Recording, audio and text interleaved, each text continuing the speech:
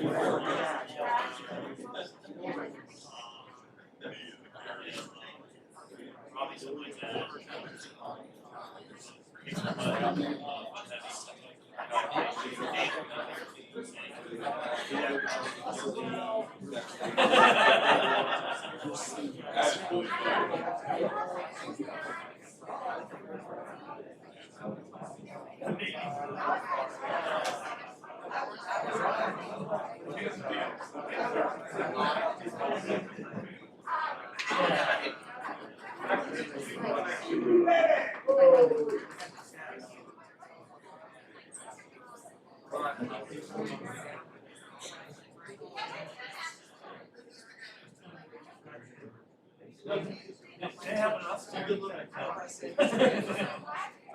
a good model.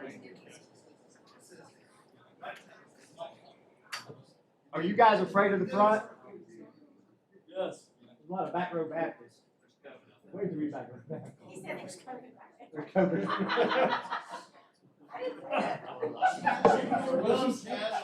What? You got you going? Are we good? Okay. All right, everybody. Good morning. Morning. Happy Friday. Friday. Before we get going, I've got a couple of things we want to just talk about, hit high level. We have an awesome day planned. It is great to have Mr. Jeff Henderson with us. We're super excited that he's going to be joining us and speaking with us. But before we do that introduction, just a couple of quick announcements and comments.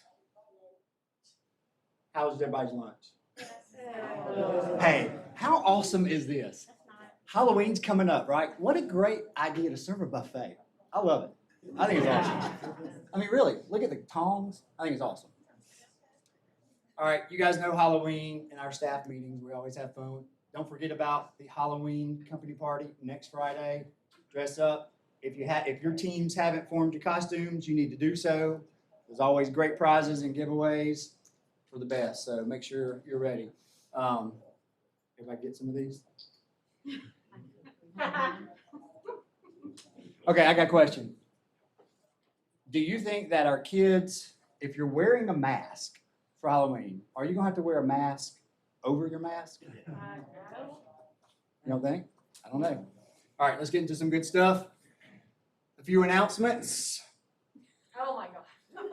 How did you guys find that? Well, wouldn't you like to know? All right. We have to do some embarrassments. All right, hey, this is super important, y'all.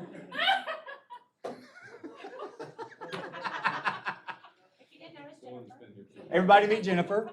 Jennifer started October 12th, and this is her introduction to ReevesYoung. So that was Augusta Municipal, and I told the staff, this is what you guys make me feel like every day. We thought it was part of the onboarding process that you went through. Just so everybody knows, we've had a tremendous year of growth. A tremendous year of growth. Since this time last year, we have added 143 new family members, new team members to the company. That's huge. Everybody give it up. 143. That is a company that has a dynamic culture that attracts key talent, that is doing things in the marketplace that gets attention, and it's being good people that attracts other good people. So that is a testament to everybody sitting here and all the things that you guys do and the company is doing to promote. There's some big things that are coming. Everybody hear that noise? Morgan's working on it. Okay. Do we know what it is? It's a reverb of a chat. Let me just turn that one off. Is that how they're getting it? Yeah, volume control, we can just turn it. Yeah, we don't care Robert about ought to it. be able to do that. Robert, just turn the volume off in here. Let's get it fixed now. Repeat yourself. Yeah, bear with us. While we're waiting, let's do this. If you're in marketing and business development, would you mind standing up for a second?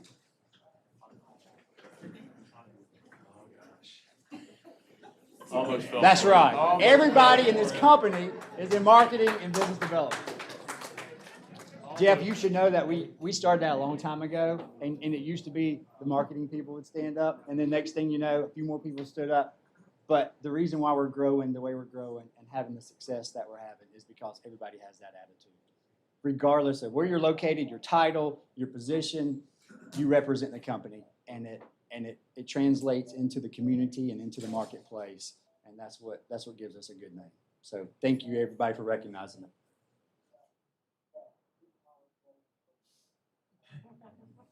Y'all want me to keep going? Okay. Quickly, before we get to Mr. Jeff, a couple of big things. We have a new market, and we have a new look coming. You're going to find out and see more of this at the Phil Holiday event. But very quickly, if Mariana Luhat will please stand up. Hey guys. Mariano joins us from Nashville.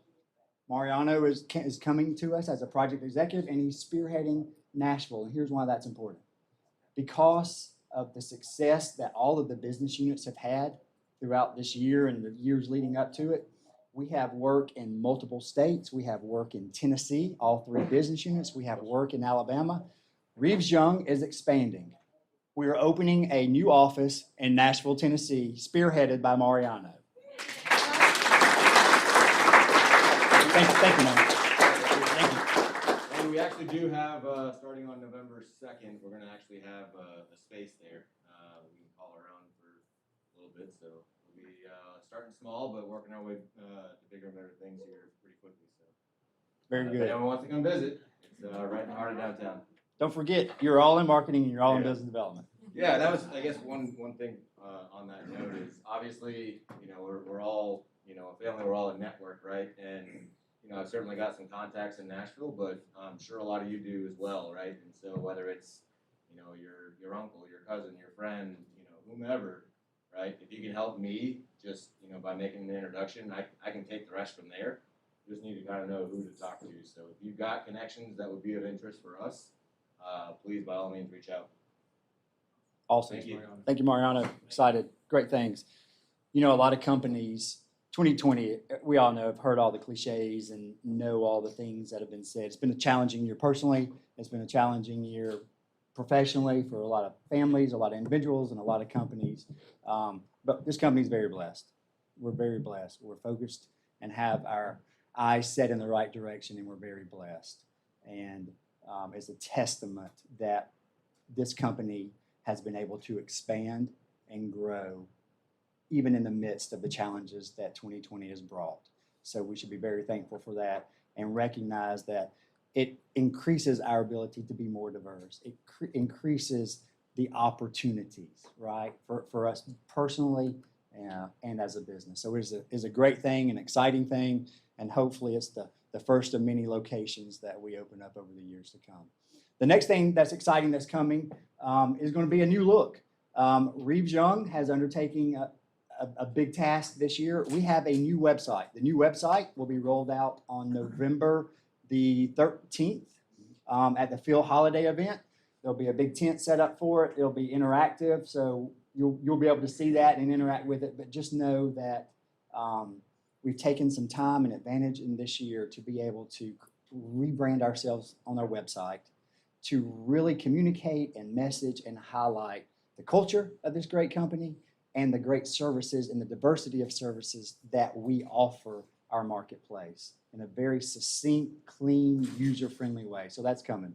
So both of these things, Nashville and the website, are going to be celebrated at the Phil Holiday event. We're going to have a Nashville tent set up. So you're going to be hearing more about that, where you're going to be expected to bring your cowboy hats and your boots, and we're going to have some country line dancing. We're going to have some fun, and we're going to celebrate the blessings that we have on this company and being able to grow, as well as the new branding and continuing to message ourselves out in the marketplace.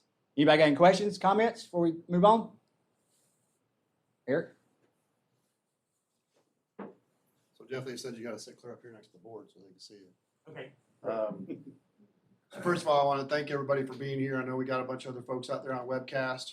It's pretty exciting to see that we can get back to having staff meetings and being protected at the same time. But more importantly, with all the things that Chad just mentioned, how exciting it is. So obviously our employee count's over 400 employees. So we've obviously grown quite quite substantially here in the last year, even with the coronavirus being in our face. But more importantly, we did about 254 million last year in terms of our revenue. This year, we're projecting right now around 315 million, even though it's down a little bit from the coronavirus. That's a heck of a growth over this past year, knowing that that's in our face as well. Also, with our other projections, looks like we'll be at between 320 and 350 million for next year. Kind of if we don't even do a lot right now. I think we'll have a lot more opportunities out there with the sandbaggers like William and Matt and Kevin, not really letting us see all the projects that are out there. So first of all, I want you all to give yourselves a hand for an awesome year and a year to come. And now for the fun. So the most important thing is we do close to 22 events a year. I know Jeff probably thinks we're crazy. We do a lot of different things, but that'll come, I'm sure. So November 13th on a Friday, we have our field holiday event, which will probably have close to probably 300 or 400 folks out here doing all kinds of antics, I'm sure. And the folks that come to the Halloween costume event here, next Friday? 30th. If you don't come dressed, you're the first person in the dunk tank, so you'll probably come dressed next Friday. So that's number one. We will take pictures and make sure we log it in. November 19th on a Thursday is our Funtasia, where obviously the helicopter will bring in Santa Claus to the kids and the families and the community and those kinds of things. We haven't gone as much public as we normally would, so we've pretty much left it in-house, but we're not going to deny anybody from coming to the event, and I'll obviously allow them to feel comfortable whether they wear a mask or not, or however they want to manage that system as they get there on that day, because it is about obviously celebrating Christmas and Christ and having those kids have a great time. So, and then on December 12th, we have our company Christmas party, and hopes that everybody in this room and your significant others will be there as well. So we've got a lot of events here in the next few weeks, and again, I appreciate what we've done and the growth where we are today, and appreciate y'all being here today. I really think it's awesome. So thanks, Jeff, for coming too. Thanks, Eric. Brother Daniel, Sir. would you mind coming up, please? And as he's walking up, public service announcement. Don't forget to vote, right? It's our civic duty. So I haven't seen emails. Have we sent out the links yet? No, I think we're good today. I think that goes out today. So for those of you that may not be aware of this, there's links out there that'll actually make it easier for you. We've actually tested it and used it. Jeff was sitting there, last Friday? And mentioned it to somebody. Donna. So you experienced the link, right? Gwinnett County and a lot of other counties provide poll wait times. If you want to early vote, still open, you go to your county, just type in Cobb County poll wait times. And there's a link there that'll show you all the open pre-poll vote areas. Gwinnett does the same thing, the CAB, and let you know, hey, this one's 3 hours, this one's under 20 minutes. You were doing it last Friday, I said, hey, Don, it's like 20 minutes. You're back in 30 minutes, right? Yeah, so just keep those things. We're trying to send that out today and let y'all know where the good spots are. But go vote. Don't let work be the reason why you don't vote. Plan ahead, be smart, open on weekends, nights, early mornings. Make time. Please go vote.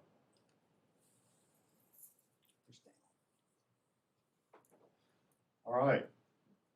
Well, I'm always very hesitant to overhype something or speak too highly of like a movie or TV show or something like that, because when you set the expectations too high, and I think we all probably had that happen, you know, like 10 of your friends will tell you, man, that's the best movie I've ever seen. And then you go see it and you're like, oh, it's okay.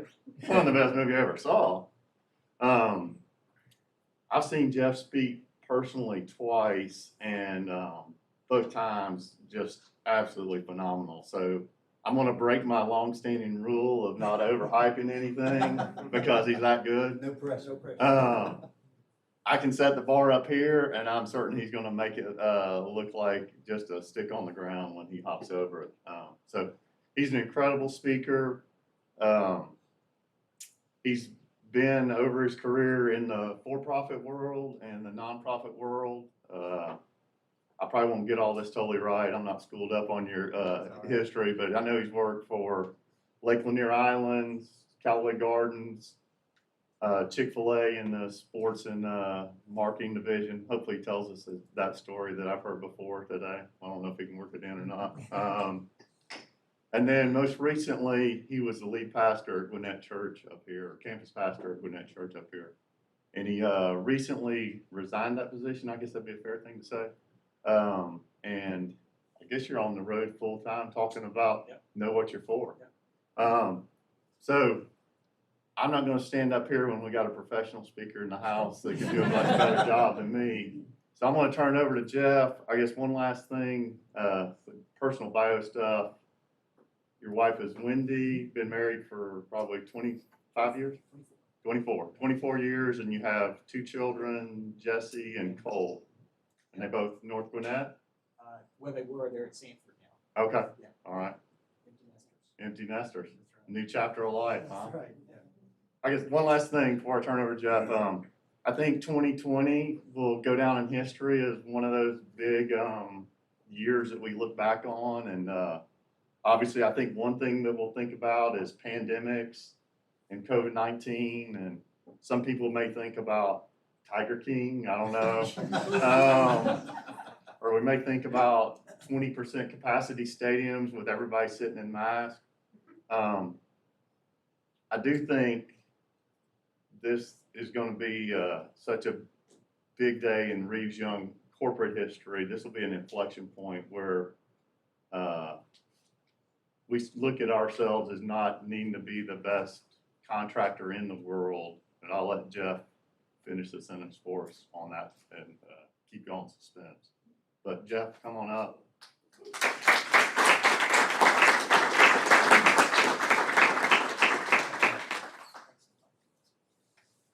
Well, I'm honored to be here. I'm sitting between the 2 Clemson fans. Where are my Georgia Bulldogs in the house? So, all right, everything. Thank you. I probably alienated half the room there. But Mariano, congratulations. I love Nashville, by the way. It's awesome. So I have a lot of folks up there that I know. So let's talk. So, Thank you. well, I'm honored to be here. We're going to talk about this word real quick.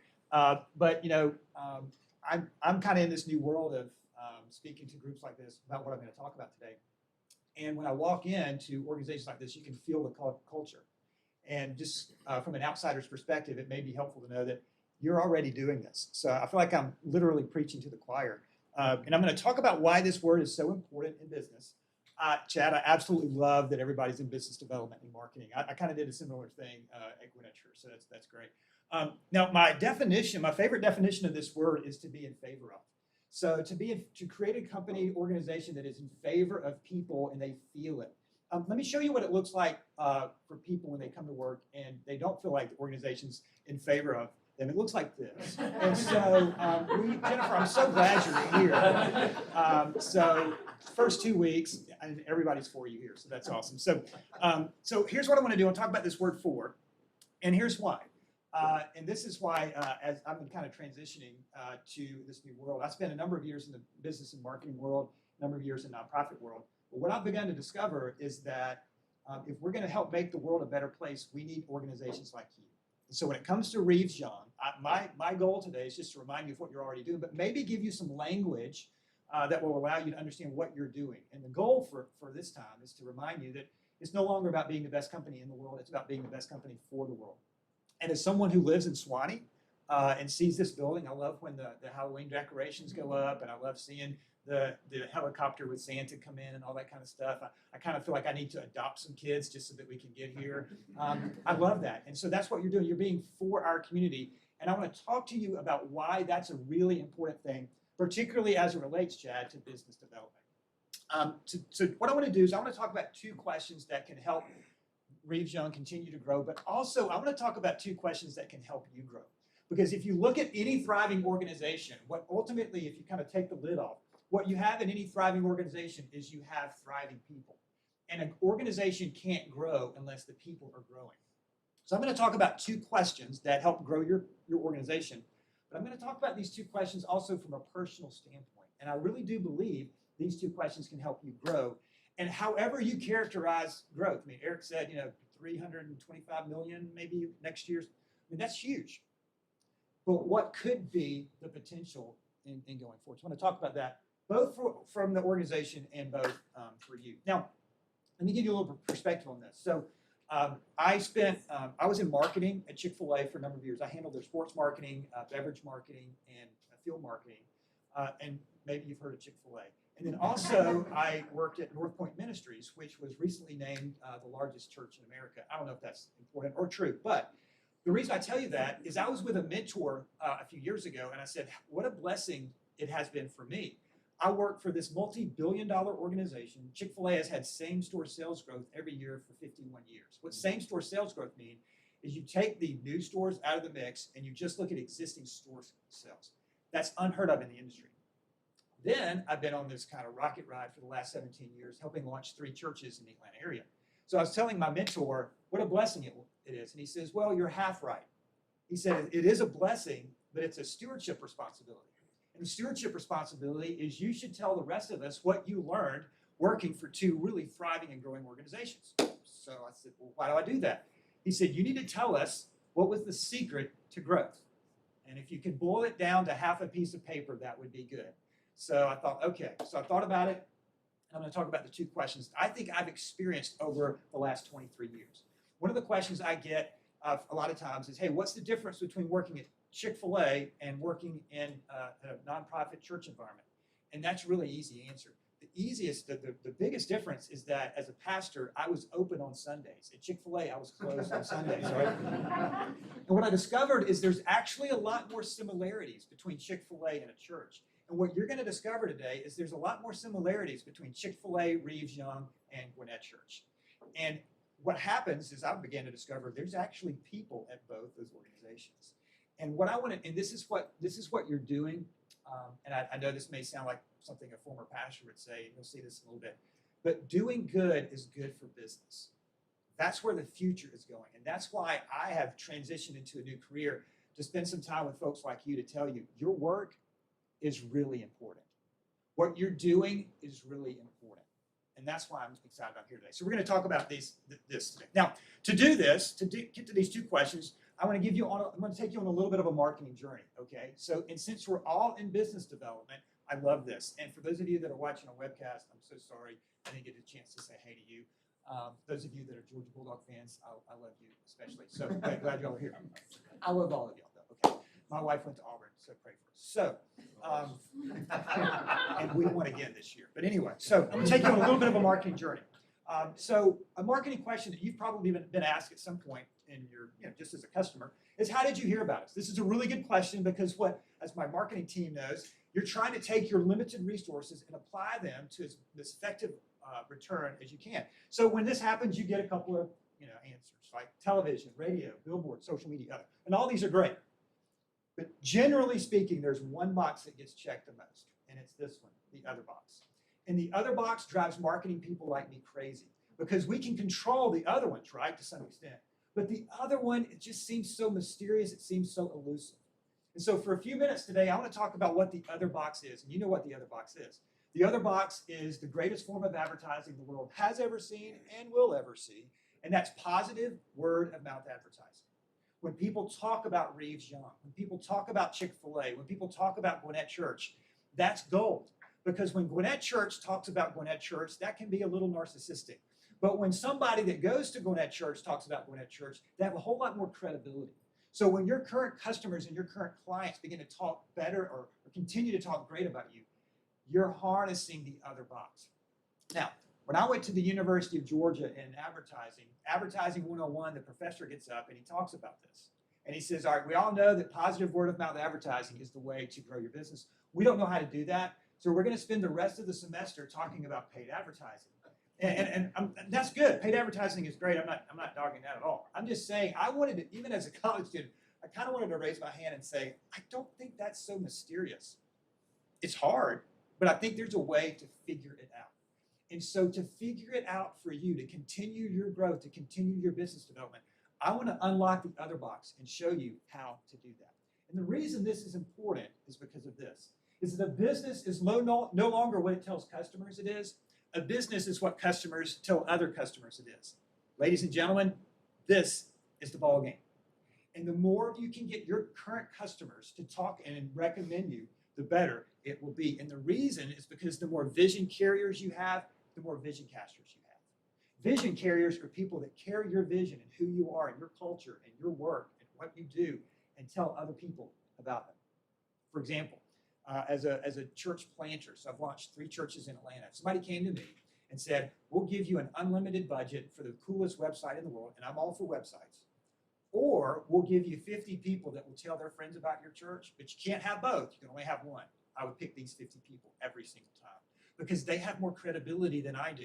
I, of course, thought the church was great because I was the pastor, right? That's a little egotistical. But the reality is, hey, we need more people to go out into the community and talk about our church, talk about our organization. The question is, how does ReevesYoung continue to create more vision carriers, not only for the business, but in the community? Because again, it's bigger than just the business. So to do that, here's what I want to do. I want to talk about these 2 questions that help grow your organization and you. All right. So question number 1. This is, and again, you're already doing this, but I think all organizations can get a little bit better at this. Question number 1 is, what do you want to be known for? What does ReevesYoung want to be known for? What does Chick-fil-A want to be known for? What does Gwinnett Church want to be known for? And you know this, it can't be a 12-paragraph mission statement somewhere in a filing cabinet that we have to walk to and pull it out because we went over this 3 years ago at a retreat. When you're walking to the filing cabinet, you have to remember nobody remembers this, all right? And not only this, the fewer the words, the better, right? And what we're talking about here is vision. So what's your unique niche? What's your unique thing that you and you alone bring to the marketplace? What does ReevesYoung want to be known for? This is a simple question, but it is a really, really hard question to get around, okay? And the reason is because when it comes to vision, and that's what this is, vision's like a bucket of water. The more words in the bucket, the more the words will fall out. So the fewer the words, the better. But what do you want to be known for? This is a really important question. And I experienced this over the last 23 years. Now, when there's confusion about this in the office space, there will be confusion in the marketplace, all right? So we have to be, this team, and those of you that are watching on the webcast, you've got to be clear about this. We all have to be clear, what do we want to be known for? So that we internalize it, we live it out, and we can carry it into the marketplace. Additionally, when purpose lives, this is what we're talking about, when purpose lives in an organization, the organization lives in purpose. And what we're seeing in marketing research is the younger the demographics, what the younger generation is saying is, what is your organization doing to help make our community a better place? That's why doing good is good for business. Now, what I want to do is I want to talk to you about a couple of companies that get this right. One is Zappos. Anybody ever bought any shoes from Zappos? Yeah, a few of you in the back. I'm sure somebody at the webcast is raising their hands. If you were to ask Tony Hsieh, the founder of Zappos, hey, what do you want to be known for? He wouldn't say anything about shoes. In fact, he was quoted recently as saying, I don't even like shoes. I'm not sure he should have said that out loud, but he did. But what he wants to be known for, and those of you on the webcast, I know you may not be able to see the screen, but he wants to be known for delivering happiness. Delivering happiness, delivering happiness. Okay, here's my question. What in the world does that have to do with selling shoes? But what Tony knew was this. If we could get a group of people that would rally around that and we delivered happiness, the shoes will take care of itself. And they did. They went from 0 sales to $1 billion in sales in 10 years. They were recently bought by Amazon, like we all will be one day. And I had the opportunity a few years ago to go out and see Zappos. So walking around their organization, it's deliver happiness, deliver happiness, deliver happiness all over. I went into the restroom. There's a big sign that says deliver happiness. That's a little weird, okay? But everywhere you went, it was deliver happiness. I went to the call center, and you know how the call center works, right? These are the folks that sell the shoes, unless somebody doesn't want to do it online. So the phones are ringing. But they introduced me to a legend in the call center. And I'm like, wow, you're a legend in the call center. That's pretty cool. Why are you a legend in the call center? So they told me the story. That one day someone called in, and they were going to buy some shoes, obviously. But in the course of the conversation, the Zappos team member could sense that there was something wrong on the other side of the phone. So she knew that she was here not just to sell shoes, she was here to deliver happiness. So she asked the question, are you okay? And the caller on the line said, I'm not. My husband just recently passed away. And that began a conversation, not about shoes, but about being a human being. That, believe it or not, resulted in a 6-hour phone call. At the end of the phone call, the caller didn't even buy shoes. So someone could come up to this employee and say, what in the world? You spent 6 hours on the phone and you didn't even make a sale. Instead, they elevated her from some stranger in Atlanta going, hey, I want you to meet this woman. She's a legend in the call center. The reason I tell you that is it was really crystal clear as it relates to Zappos. What do we want to be known for? You know what we do? We deliver happiness. Now, again, I know this sounds really simple. It's really, really hard. I want to show you an example of how easy it is to drift off mission of this, right? So this company I'm about to show you, I'm a big fan, all right? I'm not being critical, but I want to show you how easy it is to lose sight of this. And that's Burger King, right? Now, I know I'm a former chicken salesman, okay? But I love Burger King. But Burger King, a few years ago, they hired Al Reese. Now, the marketing team may know who Al is. Al's a kind of a marketing legend of mine. He lives over in Roswell. He's written a great book called Focus, several marketing books. So they hired Al to come in, and they said, Al, our chicken sandwich sales at Burger King are not doing very well. Can you come in and help us increase our chicken sandwich sales? And so Al goes, okay. So Al flies in. They're at the corporate headquarters at Burger King. And the meeting begins, and Al raises his hand. And they go, all right, Al.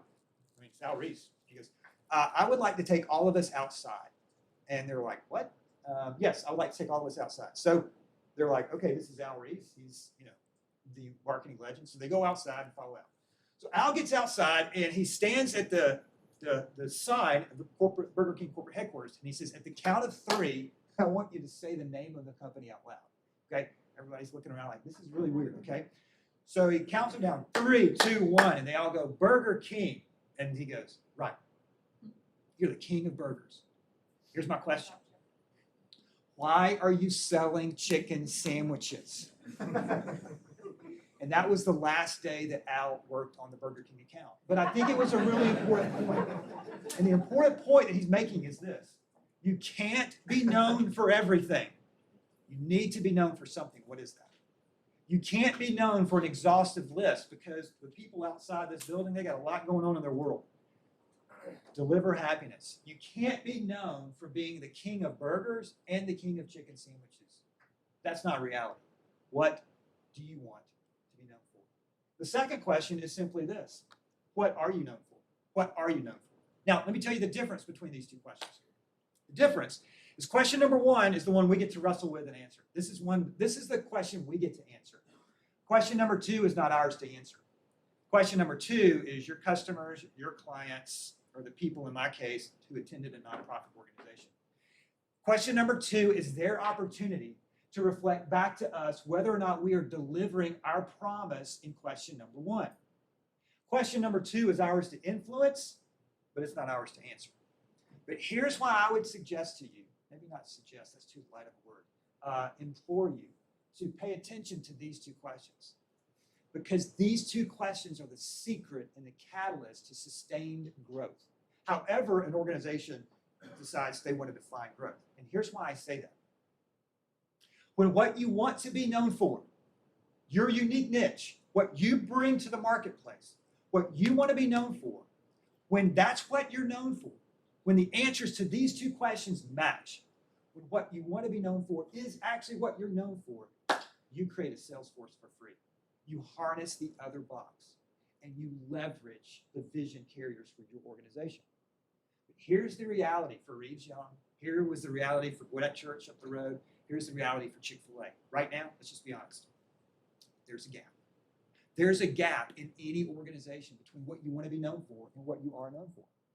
Let's don't pick on ReevesYoung or Gwinnett Church. Let's pick on Chick-fil-A, right? Because today, somewhere in America and Canada, somebody's going to get some cold waffle fries, right? You know why? Because it's an imperfect organization with imperfect people. That's not a surprise. But the goal of every thriving organization should be to come to work every day and to shrink the gap between those 2 questions. That's why I love when Chad said everybody's in business development. You know what that means? It means that every day we're coming to work to shrink the gap between what we want to be known for and what we are known for. And when an organization understands that we might have different responsibilities, but at the end of the day, we're all doing this, you harness the energy of the team and you create a sales force for free. But the question is, how do you do that? How do you shrink the gap? So in my remaining time, I want to share with you, there are 4 groups of people that you've got to be for that will allow you to harness your vision and move forward. And the 4 groups are simply this: for the customer, or in a nonprofit sense, in my former life, a church attender; for the team; for the community; and for you. And what I want to do, I'm going to give you a couple of examples for each of these, and then we'll let you go back to work. But so I've been traveling around the country talking about this, and occasionally somebody will come up to me afterwards and say, Jeff, we already do this. This is who we're for. I'm like, I understand that. But when I look at a lot of marketing and strategy and approach to the business, typically it looks like this: that the organization isn't genuinely for these 4 groups of people. The organization is genuinely, authentically for itself. Let me show you what I mean by that. It kind of looks like this: that the business is the most important entity. And if we can just get these 4 groups of people to be for the business, because the business is the most important entity. That's why I put on the slide, those of you that are on the webcast, you can't see this, but I put, if a business was a person, many businesses would be considered narcissists. Because you look at their Instagram page, or you look at their Facebook page, or you look at their marketing and advertising, and it's all about them, and it's not about who they are trying to serve. And what I want to suggest to you today is that this kind of approach to business is going away. And I think that's a really good thing. The approach that's filling its place, and I think this is in fact, for me personally, if I could say this, this is one of the reasons I stepped away from my current career to tell businesses about this, because I think one of the ways we improve the world is through organizations like you. But to do that, you're going to have to make sure that you're making a shift away from old school marketing, or not just marketing, old school thinking, to this: that the business is here just to serve these 4 groups of people. And that's why I put in the slide here, thriving organizations of the future will be less concerned with creating fans and more concerned with becoming a fan of their customers in their communities. That's why when I see ReevesYoung doing what you're doing in the community, what you're doing is you're saying, we see you. You're the important one. We're here to serve you. You're not here to serve us. But when you do that, the company and the community rather responds. So how do we do that? Well, let me give you a couple of examples from the customer community team, and then I'll close with you. The first is understanding the difference between customer service and customer engagement. Customer service is reactive. Customer engagement is proactive. Customer service, if I can pick on my former life, is, as I mentioned earlier, the waffle fries are cold, here's a coupon, or here's some waffle fries. That's customer service, that's great. Customer engagement is far more proactive than that. Customer engagement is saying, we see you, community. We're going to bring Santa in a helicopter. We see you, community. We're going to go out there. We see you, customers. We're proactively engaging with you. We're not just waiting on the customer service aspect. That's good, but that's expected. Customer engagement is far different. So let me tell you what the difference is. And the marketing team knows this, although all of you are the marketing team. So this is old school marketing that would scream at everybody and say, look at us. Look how great we are. Did you see that we're better than our competitors? That's old school going away. Customer engagement says this: we see you. As an organization, we see you. Gwinnett County, we see you. Customer, we see you. We're paying attention. And here's what I mean by this. And I know some of you are involved in social media, and this isn't a social media presentation, but let me tell you, one of the mistakes a lot of organizations make is that they stay on their social media platform and they never lift off of it and engage with customers on their platform. But when you do that, it says, hey, we see you, we're cheering you on, congratulations, your son just graduated from high school, way to go. In that minute, when that happens, you shrink the gap, and they go, oh my goodness, that team over there saw me. It's the difference between customer service and customer engagement. Most businesses forget the social in social media. And this is a huge mistake, because most businesses are just doing digital media, and they're not lifting off and engaging with customers on their platform. Let me give you an example of these folks right here. Anybody ever heard of Johnny Swim before? This is so exciting. This is so exciting. I'm about to tell you who Johnny Swim is. Johnny Swim is a musical duo. They're my daughter's favorite musical duo. Like you, I'm sure somebody in the webcast knows who Johnny Swim is, but I had never heard of Johnny Swim. Well, when my daughter was going back to college a couple of years ago, my wife said, hey, Johnny Swim's coming to a concert in Alpharetta. Remember when we could go to concerts and people sit next to people and stuff? We're going to go to a concert, and I thought, that's great. And she said, hey, for an extra $50 per ticket, we could get backstage passes to meet Johnny Swim. And I'm like, Okay, I'm not good at math, but 50 times 4 is $200. We're already spending a little bit of money on her college. I don't think we should do the $200. So I kind of declined that. Dave Ramsey would be proud, but maybe not a great father moment. So shortly after this, my daughter is featured on an Instagram page of this company that she was working for the summer. They said, this is Jessie Henderson. She loves this. She likes this. And she's obsessed with Johnny Swim. All right. Well, shortly after this was posted, my daughter sends a screenshot of this post and circles something that just happened. And she put the letters OMG. She's a former preacher's kid, so that stands for, oh my gosh, look what happened, Dad and Mom. Johnny Swim saw that, and they said, we're obsessed with you too, Jessie. We love you. Well, Jessie's friends saw that. They were commenting, and suddenly they made my daughter's day. Well, guess what happens when you make my daughter's day? I buy the backstage passes. And this is that moment. Now, do you know why Johnny Swim is smiling here? It's because they're $200 richer, all right? And I want you to see here, I want you to, don't miss it. Let me show you how this moment happened, all right? Let me show you how this moment happened. We're pretending it's Johnny Swim. Maybe it's their social media manager. I don't know. But Johnny Swim, now do they need to tell us when their new CD or concert tour is happening? Absolutely. You need to talk about your organization. You need to talk about your business. They need to talk about their new music. Got it. They still need to do that. But they were not content to stop there. What they did is they lifted off of their social media platform. They saw someone tag them, and they started interacting with my daughter. And they made her day, and they made $200.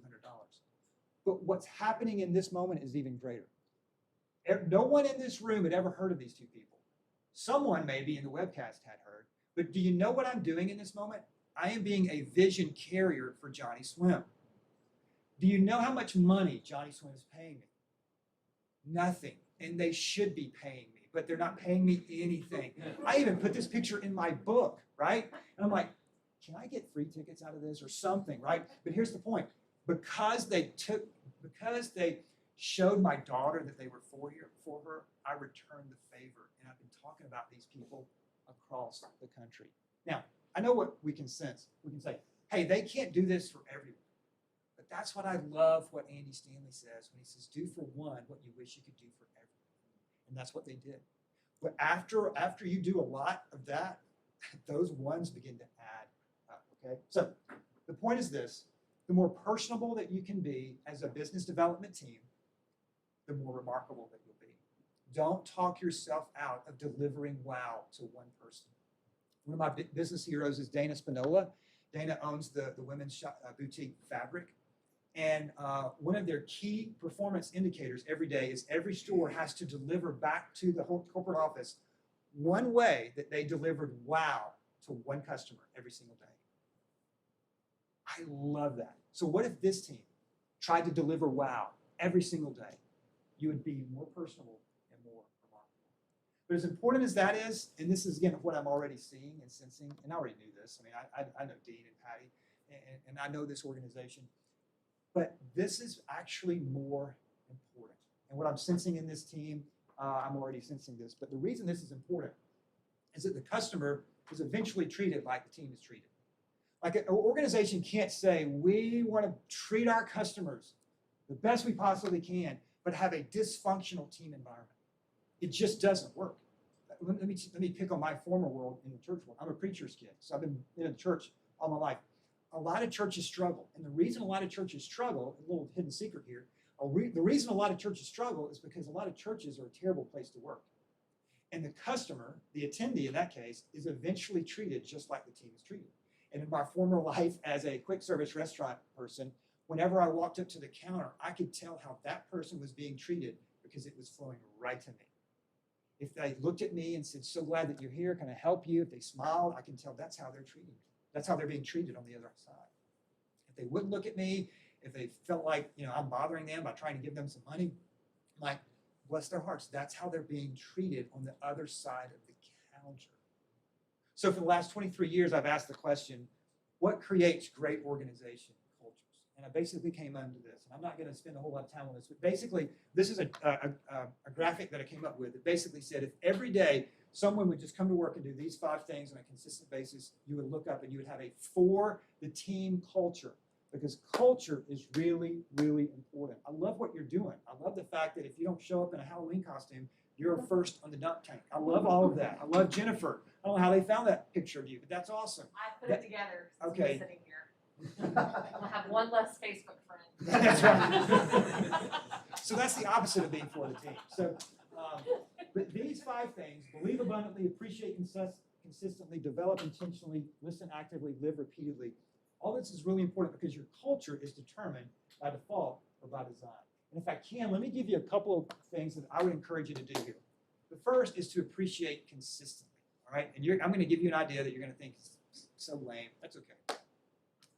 But I don't think it's lame. The question here is, what is your gratitude system? What is your system to tell people thank you? Maybe in this room, maybe those on the webcast, maybe with your customers or clients. Because I think the assumption we make is because we feel grateful for one another, then everybody knows that we're grateful for one another. And that's a huge mistake, because unexpressed gratitude communicates ingratitude. And if you want to have a for the team culture, one of the things that's paramount is that the team expresses their gratitude to one another. All right? I know that sounds kind of wishy-washy. I'm telling you, it's not, because gratitude is one of those things that's so missing in a lot of organizations. Let me give you a business example. One of my heroes, actually my hero in this is Frank Blake. Frank would write handwritten thank you notes, and I'm a firm believer in handwritten thank you notes. And when Frank took over, maybe you know his story. When Frank took over Home Depot was in a tough spot. They had just fired their CEO. Frank had never been CEO. He was in accounting, finance. So he's on a plane. Imagine this. He gets a call from the chairman of the board of Home Depot and says, "Congratulations, you're the new CEO." All right, that's how he discovered this. So Frank begins a massive turnaround story. And I was having lunch with Frank, and I said, "Tell me if you," and I know this is a terrible question, but if you could just pick one thing that turned it around, what is it? And he says, "Well, it's not a terrible question, maybe not the best question, but if I'm forced to do just one, it's when I would write handwritten thank you notes." I'm like, "All right, how many did you write a week?" He said, "I wrote 100 thank you notes a week." I said, 100? He said, "Yeah, and here's why. What I'm doing," and he set up a system. All the regions at Home Depot would report in and send Frank stories, and on Sunday afternoon, he would write in his office at home thank you notes. But my favorite Frank Blake story is this one. I was visiting a Home Depot, and a Home Depot associate came up and said, "Mr. Blake, man, you wrote me a note, a while back. I'm so grateful for that, but could you write me another thank you note?" And Frank's like, "Well, okay, but why do you want me to write you another one?" He said, "Well, when I got your note, I showed it to my wife, and I showed it to my friends, I showed it to my coworkers, and all of them said, this isn't real. This is computer generated. Frank Blake didn't write you a thank you note. And if you put it underwater, the ink won't run because it's computer generated." And he thought, well, they're probably right. And why would Frank Blake write me a letter, right? And so he takes the letter, he puts it underwater. The good news is the ink ran. The bad news is the ink ran and it ruined the note. And so he's here saying, "Could you write me another thank you note?" Here's why I mentioned that, all right? I don't know. Getting a thank you note from Frank Blake is one thing, all right? Getting a thank you note from me, completely different level. But don't discount you actually taking the time to write. Because here's why. When Frank told me that, I thought, oh my goodness. The bar is so low. People don't even believe that these thank you notes are real. So what would it look like, ReevesYoung, if you started getting into the thank you note writing business and you began to express appreciation for one another? I'm telling you, it will do something for your culture. The other thing is live repeatedly. Vision rarely repeated is quickly forgotten. So when you define what you want to be known for, you got to say it over and over and over again. So when I was at Gwinnett Church and we came up with this, hey, what do we want to be known for? And we said, well, for many people are more familiar with what the church is against rather than what the church is for. We want to be known for being for Gwinnett. Well, I took that and I just splashed it all over as much as we could, from car bumper stickers to T-shirts to saying it over and over and over again. Because vision rarely repeated is quickly forgotten. And here's where I learned that. How many of you, when you go to Chick-fil-A, now I know you have to go through the drive-thru, But when you say thank you, what do they say back? My pleasure. Well, I was at the Chick-fil-A convention when Truett Cathy, the founder of Chick-fil-A, got up and said, hey, I was at the Ritz-Carlton last week and I said thank you and they didn't say you're welcome. And they said my pleasure. And Truett was a very frugal man. He goes, we can steal that from them at no cost. So from now on, I want us to say my pleasure. So he had all of us stand up. And he said, when I say thank you, you say my pleasure. So we did it, all right? So these are all the corporate staff, all the operators, and their spouses, the entire organization in many respects. So he did that several times. So we get back from the corporate convention from Orlando. Truett gets in his car, drives into a Chick-fil-A, goes in, orders a sandwich that he created, by the way, and says, thank you. And the team member on the other side of the counter says, you're welcome. Okay, I thought we all stood up, and I thought we said my pleasure. We got all that straight. So Truett didn't get mad. He didn't get angry. He just realized that this is what it takes in terms of creating and casting vision. You have to say it over and over again. So for the next, don't miss this, ReevesYoung, for the next 10 years, at every single convention, Truett had the organization stand up, he said thank you, and they said my pleasure. And every time I go to Chick-fil-A and I hear my pleasure, it convicts me. I'm about to ruin my pleasure for you for the rest of your life. Because when I hear that, I ask the question, am I staying on message as much as Truett stayed on message to make this moment happen?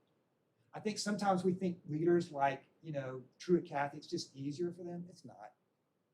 They just stayed on message. And when you stay on message and you create a great culture, it's really, really important. For the community, you do this so very well. But let me tell you, maybe give you some language that you're already doing, but maybe this may or may not help. What you're doing is you're creating a sense of belonging for this community. Every time somebody drives by and sees the fun of this building, you're giving them a sense of belonging to the community. And belonging eventually leads to buying. When you bake purpose into the purchase of what you're doing, every single time there's a purchase, there's purpose.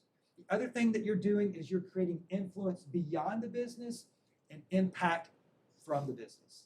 And ReevesYoung, I'm just telling you, this is where the future of business is going. And I know what you're thinking. You're like, you've been a pastor for 17 years. What in the world do you know anything about business? But I'm telling you, this is where the marketing research is going. It's stuff. I'm going to share with you some in just a minute.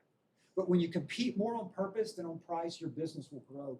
Your profits will grow because people are willing to do business with you because they believe in what you're doing.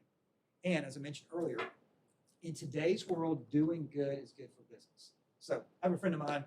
He's the global marketing officer for Kids 2. They do Baby Einstein. Maybe parents in the room understand Baby Einstein. I was going over some marketing research with him just a few weeks ago, and he said, Jeff, it's amazing. The younger the demographic, the more these questions are bubbling up and asking, hey, I know you're a good business and you got good products, but what are you doing to make the world a better place? In fact, let me show you some of the marketing research. And some of this is branding, but we're all in branding and business development. 75% expect brands to contribute to our well-being and quality of life. So, and this is only getting higher. So in other words, hey, you're a great business, that's awesome. What are you doing to contribute to our well-being and quality of life? Another way to say this is, how are you showing us that you're for us? All right, but here's where this gets a little convicting and I think a huge competitive opportunity. Only 40% believe brands are actually doing this.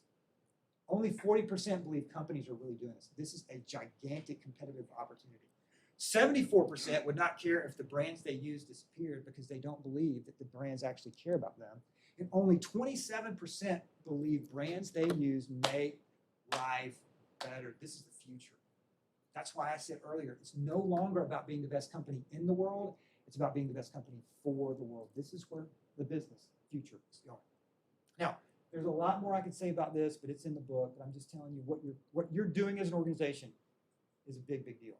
Finally, as important as for the customer, for the team, and for the community is, it really kind of comes down to you.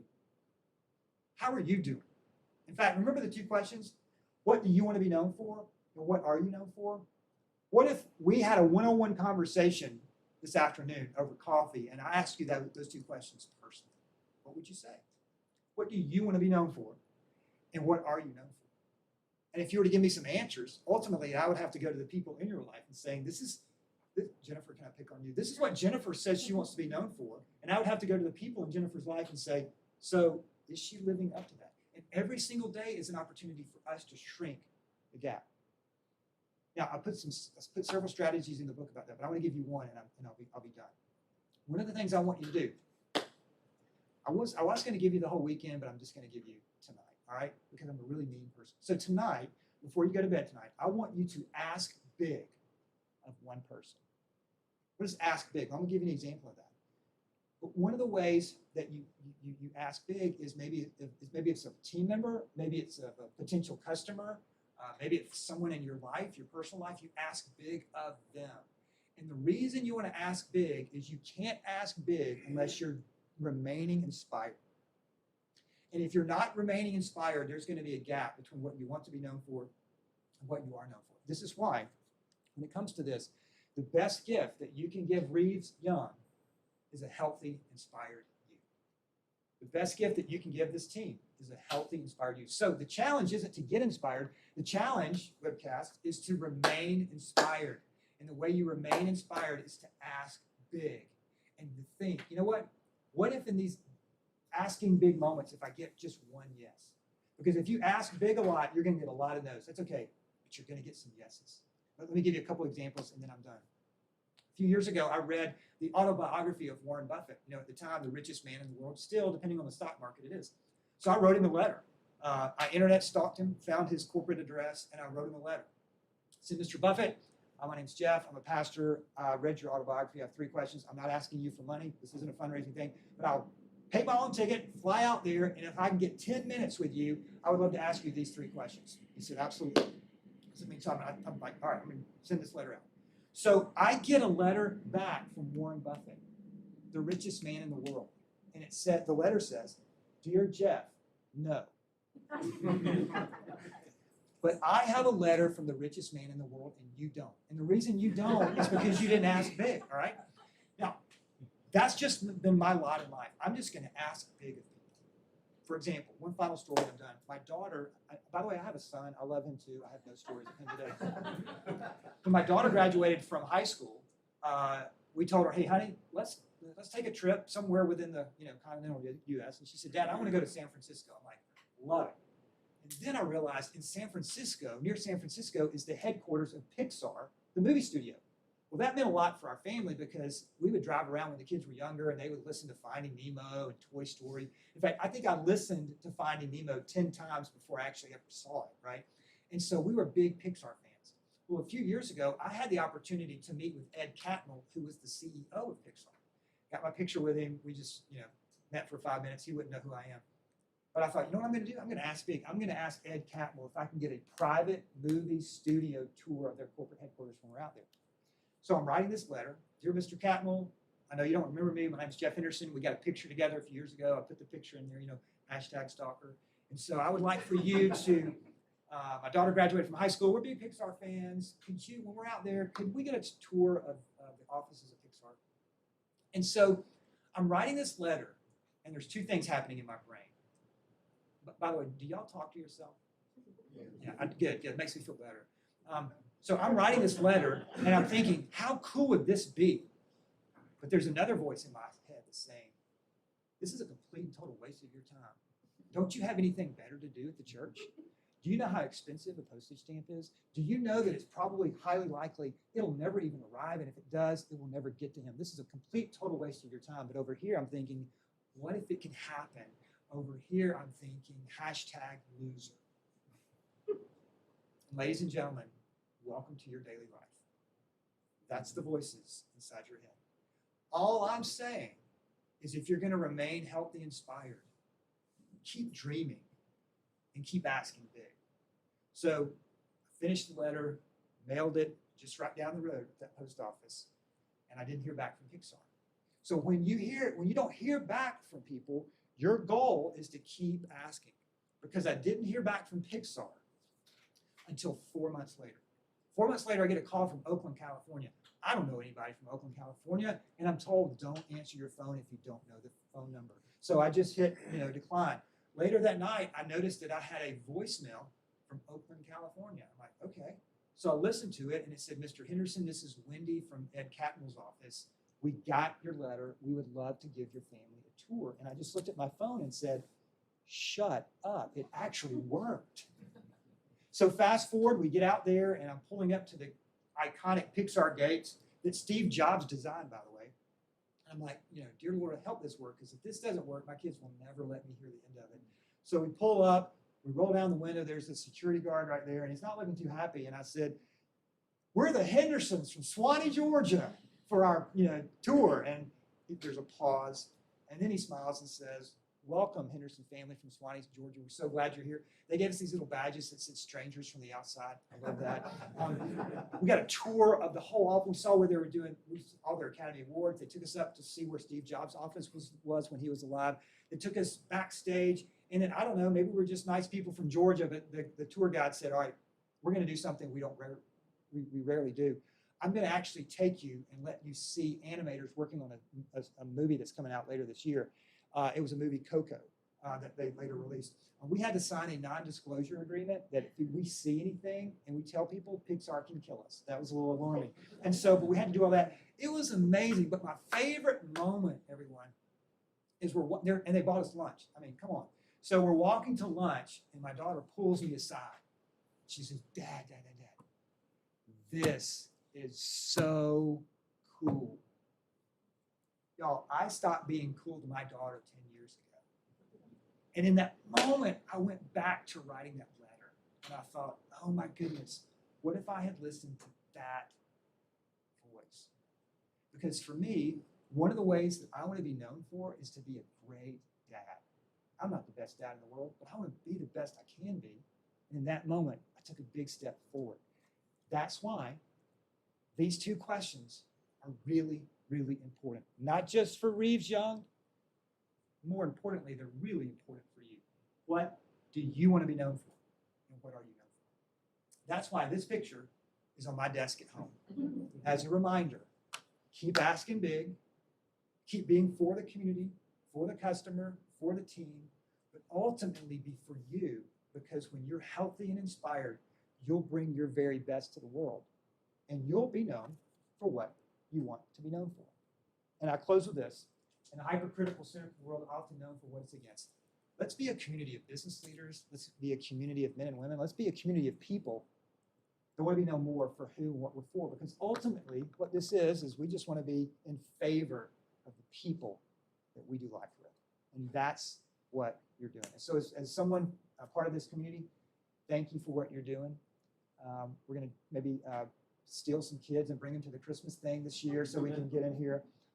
But thank you, and those of you in the webcast, thanks for letting me be here as well.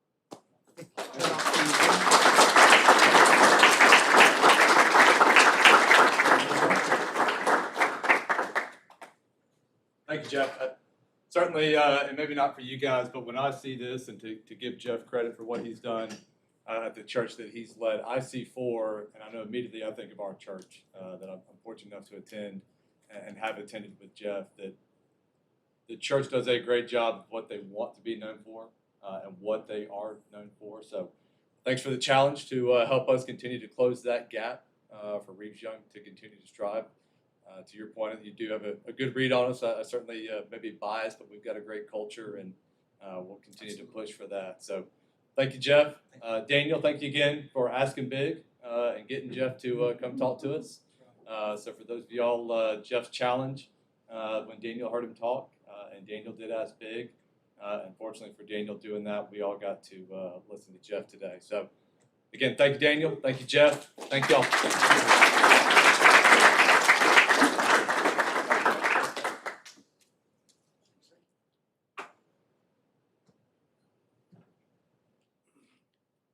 That concludes the staff.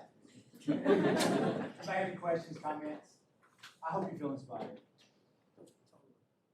I'm gonna go write some letters. I hope you feel motivated. I do. I certainly do. And print that. And I feel blessed. Thank you, guys. Have a great weekend. Keep doing what you're doing. Thank you. So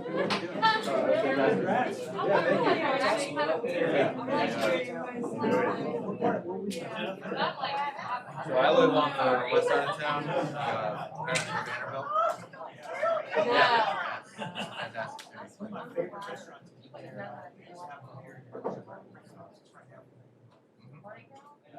That was ABC. We did a Mardi Gras thing.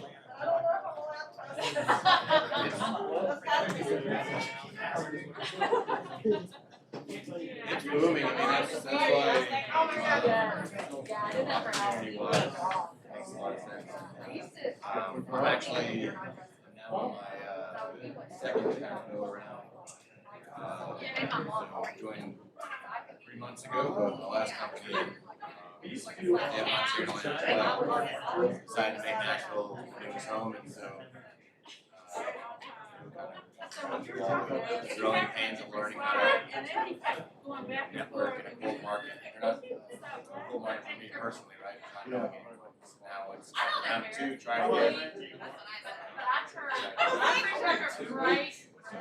You got that. Yeah, I appreciate it.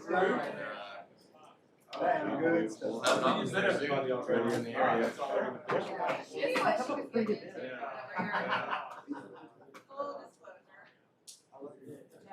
Yeah, and by all means, feel like I told these guys, if you got anyone that I should be,